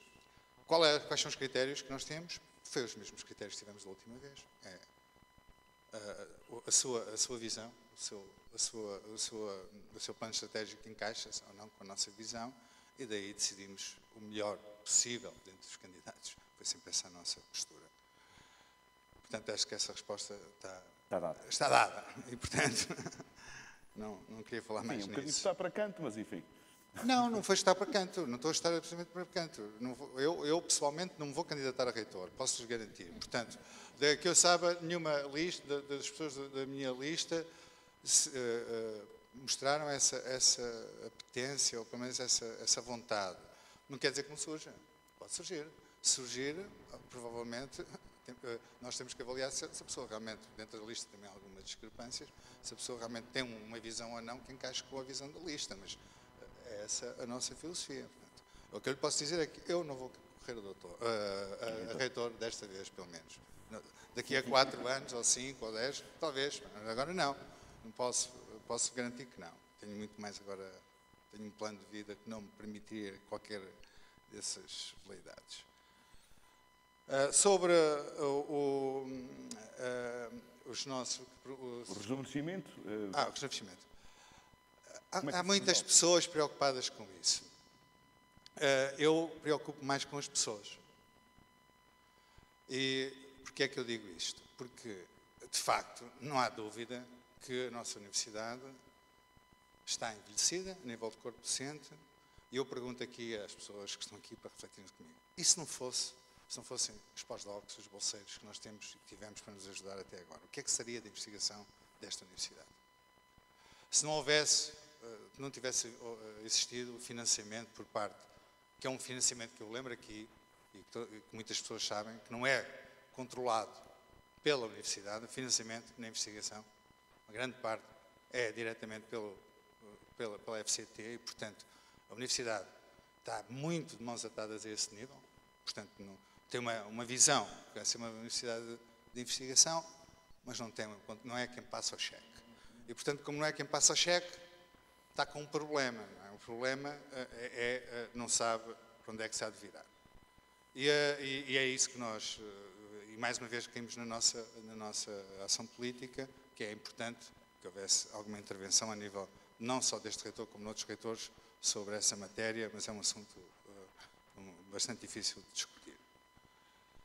E porquê é que eu disse às pessoas? Porquê? Porque preocupa-me mais, neste momento, preocupa-me a qualidade de ensino, preocupa-me a capacidade que a universidade tem de evoluir e melhorar continuamente a forma como lida com os alunos, com os estudantes, com os novos estudantes que cada vez nos aparecem à frente de maneira diferente, com diferentes apetências, com diferentes necessidades, com diferentes estilos, e nós temos que ter capacidade de renovar essa forma de lidar com eles. Portanto, preocupa-me mais a qualidade de ensino e a capacidade que nós temos de realmente encaixar nos alunos que nos chegam.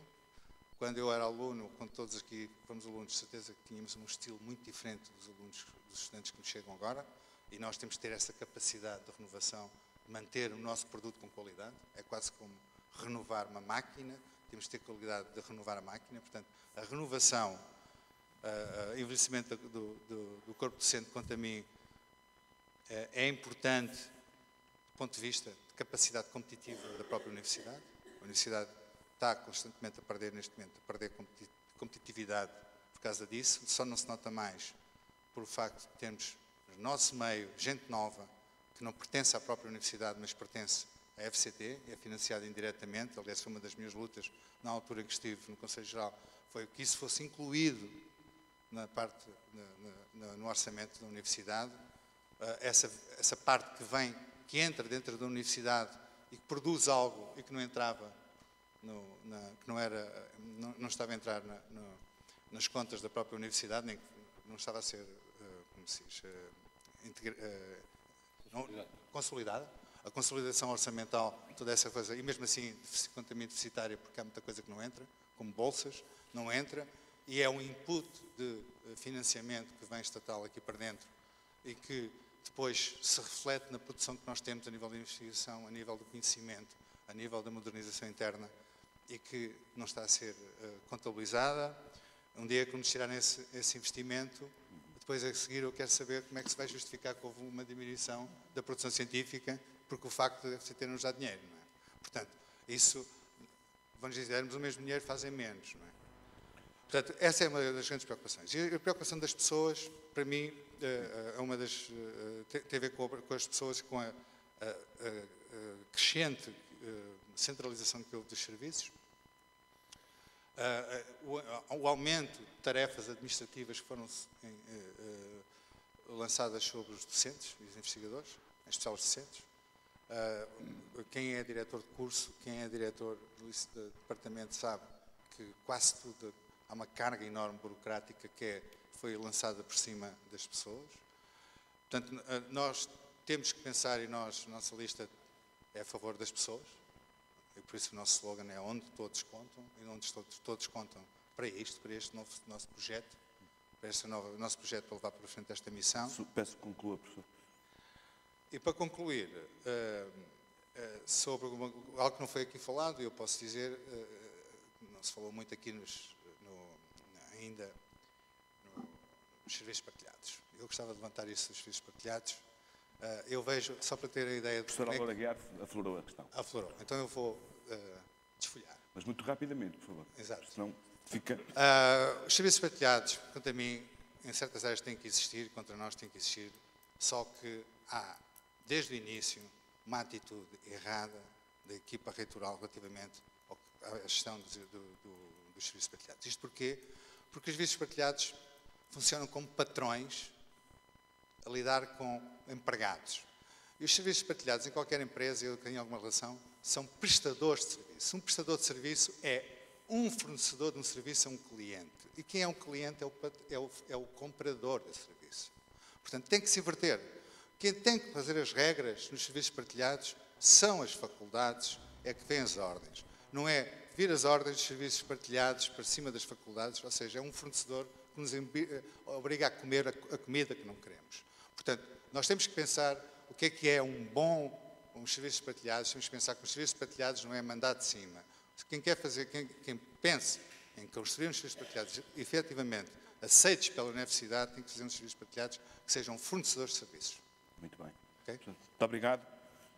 Sr. Professor, as mesmas questões, os mesmos temas, ou eventualmente outros? Porque o reitor, a nossa Melhor para...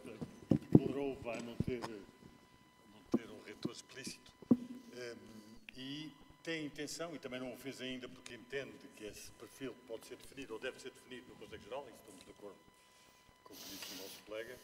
Portanto, a procura de construção de um perfil, de um reitor, de um projeto estratégico e também de uma equipe. Entendemos que a proposta do reitor deve conter uma equipe. Nós entendemos que a questão da estratégica está central para o futuro da universidade. Nós, aliás, se ler o nosso manifesto, a nossa proposição, nós não fazemos propostas concretas, não temos essa visão que seja esse o objetivo desta eleição. Entendemos é que tem que haver uma estratégia, sendo que a estratégia está para além das ideias estratégicas. Eu vejo em muitos dos documentos que foram apresentados ideias estratégicas com as quais suponho que genericamente podemos estar de acordo, mas isto não constitui necessariamente uma estratégia, porque uma estratégia implica definir os meios para a concretizar. E aí exige opções.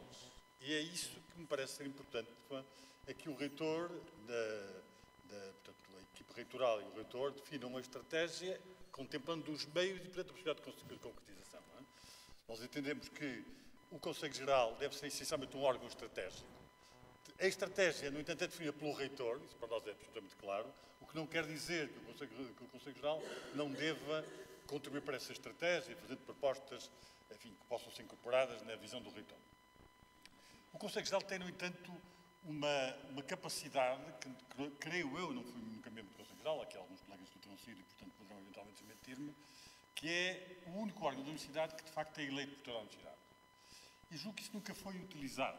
E, portanto, creio que essa, no fundo, representação da universidade, que no fundo, deu o resultado que acabaram de espelhar, em que a universidade mudou de rumo na última reunião do Conselho Geral, enfim, foi essa a vontade da universidade, não tenho a menor dúvida disso, embora eu não pudesse estar, eu pessoalmente pudesse não estar de acordo, mas essa foi a visão da universidade, portanto, sei perfeitamente que tenha sido esse o rumo que a universidade quis seguir, mas, portanto, essa capacidade, essa representatividade da universidade, que admito que possa ser melhorada, aliás, há algumas propostas nesse sentido que poderão ser debatidas, enfim, isto é uma coisa que naturalmente pode estar sempre bem aberto, e julgo que julgamos, enfim, particularmente, que devemos utilizar esse meio para tentar mobilizar as pessoas, enfim, sempre de acordo com a equipe eleitoral, na medida em que nós entendemos que a equipe eleitoral é a equipe executiva, mas julgo que, digamos, a equipe eleitoral certamente aceitará esse contributo, para tentar duas coisas: mobilizar as pessoas para aquilo que é o objetivo da universidade, sendo que os objetivos têm que ser objetivos mobilizadores. Eu fiz parte de uma equipe eleitoral em que entendia, pareceu-me que havia um objetivo mobilizador que me parece que na altura foi importante.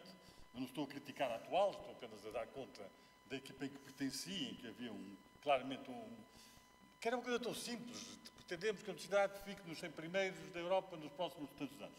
É uma coisa clara, e julgo que, portanto, a definição de um objetivo claro com as metas correspondentes parece muito importante, portanto, a questão estratégica.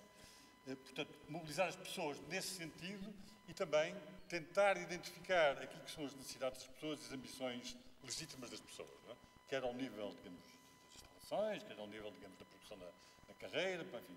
Realmente, nós neste momento não temos só um problema de renovação, temos um problema também das carreiras estarem muito fechadas, quer dizer, como alguém disse, digamos, porque não há mais catedráticos. Aliás, a lei permite até um alargamento disso. A minha faculdade é um bocadinho conservadora aí, outras faculdades são mais liberais e avançam mais os quadros, a minha é um bocadinho por questões financeiras. Portanto, e isso, no fundo, coarta as ambições das pessoas, daqueles que cá estão e que também têm ambições. Portanto, no que respeita à renovação dos quadros, julgo que nós temos alguma capacidade interna, com alguma imaginação. Eu não estou nada em desacordo, totalmente de acordo com a capacidade ou o incentivo digamos, da capacidade reivindicativa dos reitores e do Conselho de Reitores, tudo isso está muito bem, não é?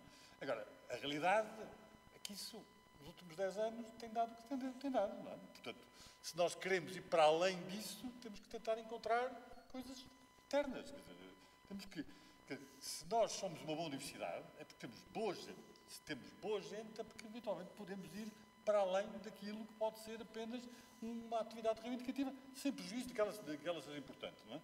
E talvez seja possível, creio que sim, encontrar meios internos para que alguma renovação se possa ir fazendo, não é?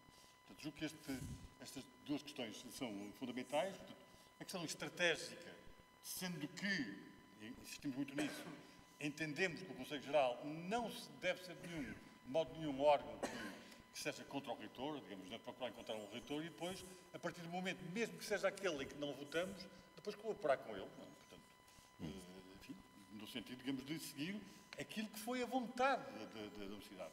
Nós temos que perceber que aquilo que for a decisão do Conselho é a vontade da universidade, mesmo que nós não tenhamos de acordo. E, portanto, nessa medida, sentimos que temos a obrigação de cooperar com o reitor, sendo esse o elemento fundamental para a definição estratégica da universidade. Muito bem, Sr. Professor. Muito obrigado também pela sua economia de tempo. Por esta ordem, agora... Não, acho que é o professor. Professor. Ok, muito obrigado. Eu começo precisamente com esta questão do papel do Conselho Geral relativamente ao reitor e vice-versa. O Conselho Geral tem uma função muito importante, que é a eleição do reitor, mas as iniciativas das candidaturas para reitor são das pessoas que se candidatam, não são das listas. O Conselho Geral pode definir, de acordo com a sua composição, digamos assim, com as ideias das pessoas que compõem o Conselho Geral, pode definir uns traços, uma linha, uma orientação, até um esboço de uma estratégia, sempre em termos gerais, mas depois quem de facto apresenta uma estratégia concreta, uma linha de orientação de curto e médio prazo, etc., são os candidatos a reitor que vão surgir. Sim, professor, mas deixe-me fazer uma pergunta. Mas a eleição por parte da Academia de uma determinada lista de representantes de pessoas no Conselho Geral é ou não é já uma indicação sobre um perfil ou, de alguma forma, um julgamento, pode não ser um julgamento ou pode ser um julgamento relativamente à equipa reitoral, por exemplo, que está atualmente no seu mandato? Sim, algum será, claro, porque quem está, isso é como em tudo, no poder, não é? Quer dizer, nos vários níveis de poder, quer dizer, quem está lá, quem é incumbente, não é? Está exposto, portanto, tomou as suas decisões durante aquele tempo e, por exemplo, se recandidatar, naturalmente tem ali um track record, digamos assim, está imediatamente exposto. Não é? E, portanto, isso é natural. Nós dizemos como é que está o país e quase que associamos ao governo que está agora no país ou que esteve há pouco tempo, não é? Quer dizer, embora mais de 90% das coisas se calhar até nem tenham a ver com isso, mas pronto. Portanto, isso é óbvio. Portanto, há sempre um certo julgamento por parte do Conselho Geral, neste caso, relativamente à equipa que está incumbente, que está, portanto, no exercício poder, do mandato. E, portanto, aí há. Agora, daí não se infere que haja uma determinação exata de candidatos. Aliás, eu acho que até é saudável, de alguma forma, haver abertura de todas as listas para, digamos assim, para olhar para os programas dos candidatos a reitor. E esses sim têm que ser concretos, têm que definir uma estratégia, naquele sentido que o António falava, uma estratégia mais concreta, com determinadas metas, etc. Isso é definido pelos candidatos a reitor. Nós temos que, o Conselho Geral tem que, na primeira fase, definir algumas linhas de orientação. E por isso é importante, por exemplo, a presença dos elementos externos, a Universidade, o Conselho Geral, etc., trazem um aporte importantíssimo, não é? E que tem a ver com a experiência que têm, etc. Com essas experiências, com a nossa experiência, nós ainda há pouco tivemos aqui, ainda há uns minutos tivemos aqui uma expressão, digamos assim, da experiência, ali com a intervenção do colega da lista F. Não é? São experiências pessoais que são importantíssimas para, digamos, para formarmos ali uma orientação maioritária do Conselho Geral sobre o perfil geral do reitor. Depois, as pessoas, nós até podemos ser uma pessoa que até condiz com o nosso perfil em termos de ideias, mas até achamos que não é capaz, por exemplo. Pode acontecer, que tem pouca capacidade. Apresenta-se uma pessoa que até corresponde em termos de algumas ideias, etc., mas até achamos que ele não vai ser capaz de liderar, por exemplo. Pode acontecer. Pode acontecer uma diversas coisas. Agora, o que eu sei é o seguinte. No fim, e se nós olharmos para a eleição do outro botão, nós vemos que isso é feito com bastante cuidado. Portanto, há relatores das candidaturas, dos programas, etc. É feito com cuidado por parte do Conselho Geral.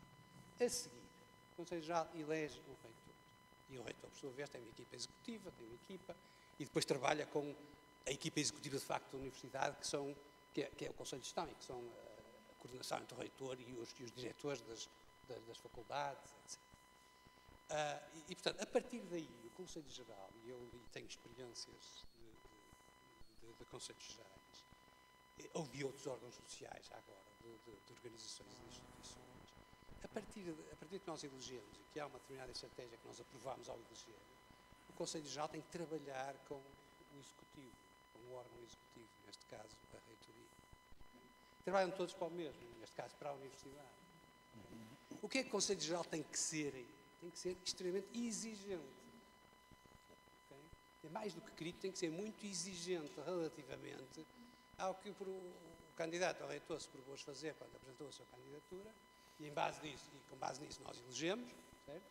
E depois temos que no dia-a-dia, ou no trimestre a trimestre, que é essa a periodicidade do Conselho Geral, temos que exigir o cumprimento daquelas coisas. Exigir e, por outro lado, fazer-lhe a vida fácil para ele cumprir.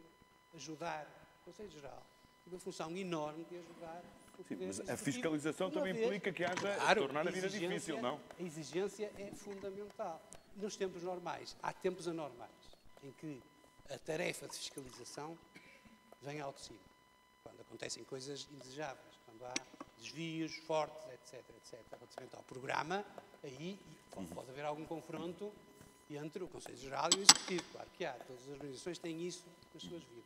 Agora, em tempos normais, o Conselho Geral tem que trabalhar com o Executivo que ele próprio, em grande parte, elegeu. Tem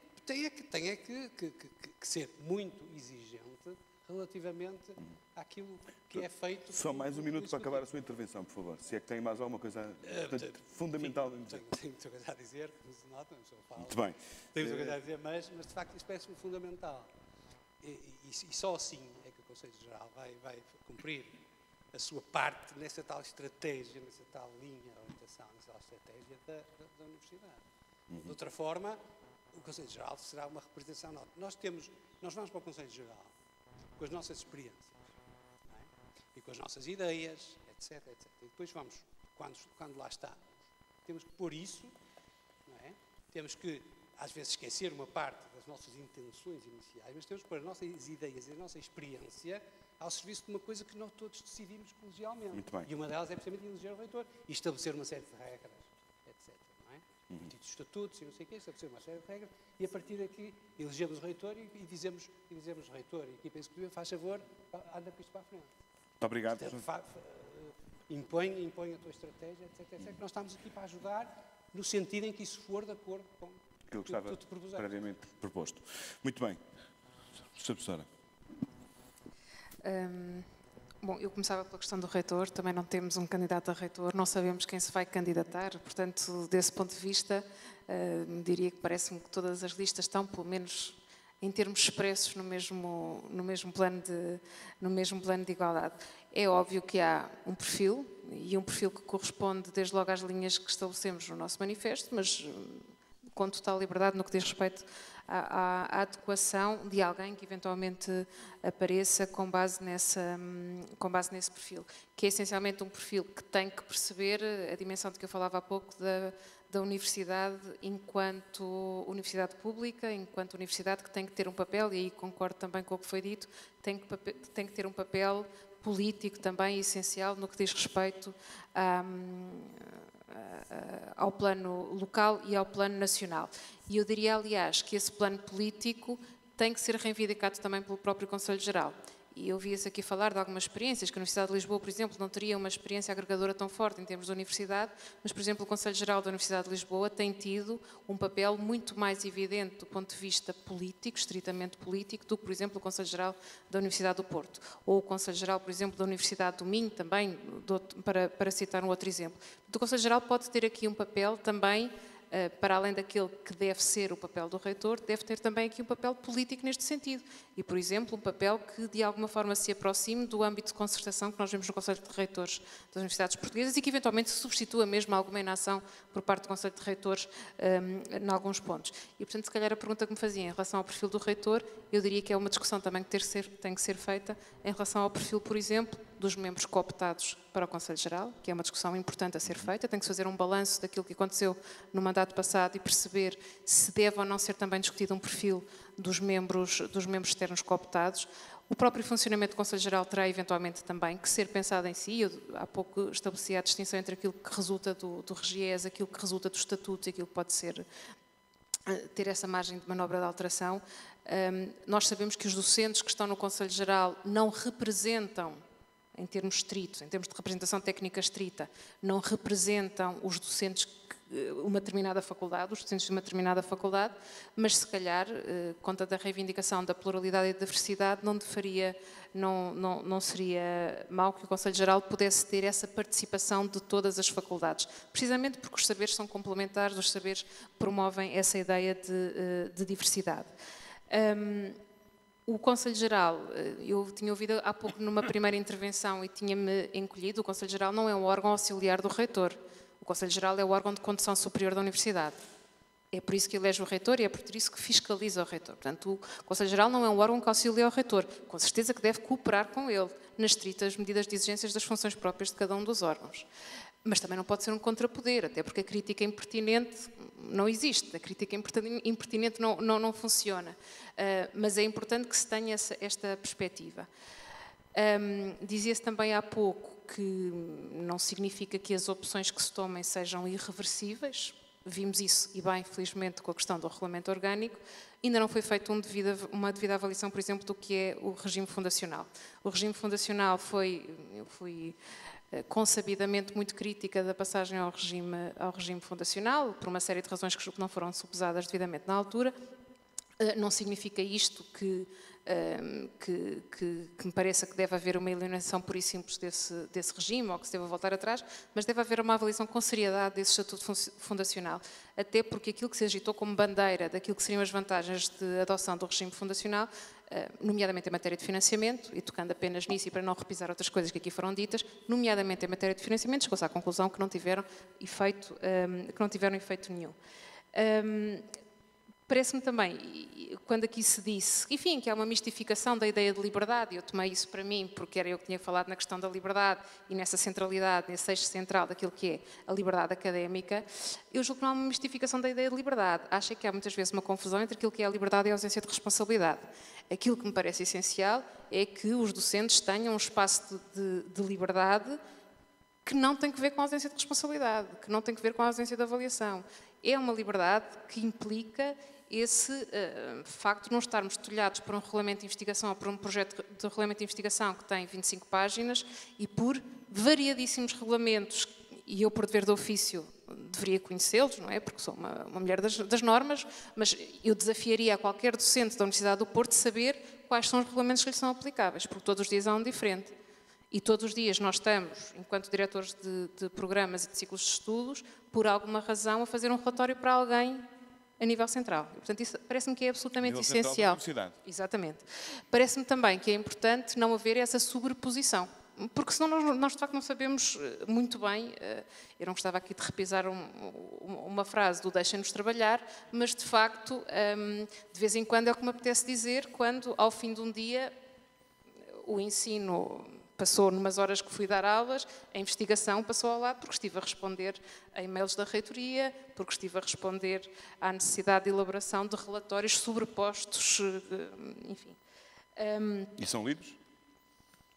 Alguns espero que certamente, alguns com retorno. Agora, em termos de eficiência, em alguns casos, duvido. Atenção que, também isto para salientar, que eu não estou a dizer com isto que o trabalho feito pela reitoria ou pelos órgãos de governo central me seja objeto de crítica. Aliás, eu dizia há pouco, a crítica impertinente não existe. Sou a primeira a reconhecer que há um papel absolutamente determinante da reitoria no que diz respeito a esta coordenação entre as várias faculdades. Mas é importante que percebamos, e falando da questão dos serviços partilhados, que, por exemplo, há uma indistinção entre serviços partilhados e serviços centrais da reitoria que também não se percebe. Aliás, a teoria das formas de Estado ajuda-nos a perceber que uma federação só é federação verdadeiramente quando há uma duplicação de estruturas verdadeira mesmo em relação ao Estado Federal. O Estado Federal não pode ter os mesmos serviços que têm os Estados Federados. Portanto, essa confusão leva normalmente a um federalismo fictício, a um federalismo imposto, que não é um federalismo verdadeiro. E para além disso, parece... E para acabar, parece-me, quanto à história, no que diz respeito à ideia das pessoas com património, essa preocupação das pessoas, julgo que já foi, de alguma forma, essa questão já foi aqui tratada, parece-me absolutamente essencial que as universidades se organizem em torno de projetos transversais que possam ser de interesse comum, que possam beneficiar de uma rede de parcerias, de um projeto que é, eu diria, um nado morto, por exemplo, o projeto da UPoint, que visava precisamente uma comunicação entre os docentes das várias faculdades, que eu pudesse saber, quando inicio um processo em Direito, um projeto em Direito, que é alguém que tem interesses de investigação afins na engenharia, na economia, etc. Isso sim é fazer universidade, é estabelecer parcerias e que que as universidades se pudessem motivar, entusiasmar com esses projetos estratégicos. e projetos estratégicos que precisamente nos devolvessem essa missão essencial da ligação com a comunidade e da ligação com a sociedade. É esse o Ministério de uma Universidade Pública, como é a Universidade do Porto. Muito obrigado, professora. Faz favor. Portanto, a lista B também não tem, obviamente, um candidato. Aliás, seria prematuro e não Eu devemos... tentei, não é? Não devemos condicionar essa questão. Obviamente temos um perfil, ou seja, as nossas linhas orientadoras ditam que, eventualmente, qualquer um dos candidatos da lista B que esteja em Conselho Geral defende um reitor que siga as nossas linhas orientadoras, ou seja, que defenda a valorização das pessoas em primeiro lugar, que defenda também uma universidade partilhada e coesa, ou seja, há aqui uma liderança, mas uma liderança que deixe espaço para o cultivo da diferença entre as várias unidades orgânicas que constituem a universidade. Obviamente, nas questões de partilha, estas são muito caras, nós temos uma série de espaço de manobra que nos permite a tal valorização do corpo docente também, ou seja, nós quando estamos a falar em fontes de financiamento, e não existe apenas a FCT está morta, e portanto nós deveríamos olhar para outras fontes de financiamento ao nível europeu e ao nível mundial, e procurar, de facto, ter a ambição de captar financiamentos em projetos de temas transversais que nós podemos e temos pessoas de excelência cá dentro. É uma questão, de facto, de orquestrar e de organizar essas pessoas em torno de temas estruturantes, que são caros não só à região e ao país, mas também ao nível internacional. Eu estou-me a lembrar, quando a colega estava a falar de projetos transversais, são temas estruturantes que cabem perfeitamente na linha do Horizonte 2020, onde existe um conjunto e uma disponibilidade de financiamento que nós temos que ter a ambição de captar. Quando nós dizemos o reitor é uma figura importante, obviamente que é uma figura importante, é a figura máxima de uma universidade. Ele tem um papel político, tem, mas não só, mas todos nós somos universidade e todos nós temos a obrigação de, em termos de sociedade, poder contribuir para colocar a Universidade do Porto em termos daquilo que são os órgãos de decisão e fazer pressão. Não é só o reitor, portanto, é cada um de nós. E quando nós estamos a falar em temas tanto estruturantes, por exemplo, a pobreza e a desigualdade, em que nós temos, se olharmos para as nossas faculdades, temos uma série de especialistas nas áreas diversas, porque são temas multidisciplinares e transversais. E nesses temas nós podemos ter, e quem diz isso, o envelhecimento ativo, a imigração, estes temas estão no Horizonte 2020, é aí que nós podemos procurar o financiamento, é aí que podemos ajudar a universidade a também captar alunos de excelência e reter talento. E, portanto, quando nós estamos aqui a dizer não temos dinheiro para financiar bolsas, temos que ser criativos, temos que ir buscar a esses projetos estruturantes e a esses temas estruturantes, porque se a universidade conseguir, de facto, ter e, de alguma forma, preencher a sua terceira missão, que é divulgar conhecimento em áreas para a qual está completamente dotada e tem talento, não vão faltar, certamente, mecenas para também ajudar a universidade a complementar os exíguos orçamentos. Mas temos que ser todos nós, não podemos estar à espera de uma equipa reitoral ou de um reitor apenas. Nós somos a universidade e cabe-nos a nós, de facto, promover também essa partilha entre instituições que pode começar, e nós temos que começar pequeno, quando queremos almejar ser grandes, também temos que começar pelos pequenos passos, que é, por que não, nos institutos de investigação ou nos centros de investigação que não são aí ou não estão ainda na plena capacidade das suas competências, enquanto nós temos também instituições e institutos de investigação de excelência, por que não partilhar boas práticas? Por que não esses institutos partilharem essas boas práticas para ajudar os outros a capacitar-se mais e a buscar formas de financiamento? Por que não envolver os nossos estudantes, seja ao nível de licenciatura, mestrado e doutoramento, nestes projetos transversais e desafiantes em termos intelectuais e, ao mesmo tempo, estamos a formar pessoas com capacidade cívica de intervenção? É aí que nós fazemos a diferença. E não precisamos de estar à espera de nenhum Messias, de um reitor, que nunca vai existir, porque o reitor é um ser humano como outro qualquer.